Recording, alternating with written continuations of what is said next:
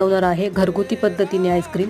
दूध घेतले आहे 1 लिटर, त्यामध्ये भिजवलेले बदाम त्याची साल काढून मिक्सरच्या भांड्यात टाकून त्यात थोडेसे दूध टाकून पेस्ट करून घ्यावी। तसेच थोडेसे दूध घेऊन त्यात मिल्क पावडर 1 कप आणि कस्टर्ड पावडर अर्धा कप टाकून चांगले मिक्स करून घ्यावे। त्यानंतर दुधात 4 चमचे साखर टाकून पेस्ट ओतून काजू बदामाचे तुकडे टाकून घ्यावे आणि मिल्क पावडर आणि कस्टर्ड पावडरचे मिश्रण ही त्यात ओतून सारखे हलवत राहावे।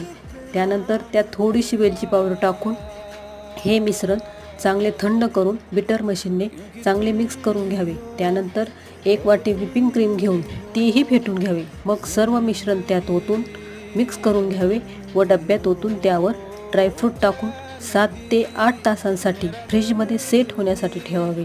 पहा तर ड्रायफ्रूट टाकून व्यवस्थित त्यावर सेट करून ठेवायचे फॉईल पेपरने आणि पहा 8 तासानंतर आपली आईस्क्रीम छान सेट झाली।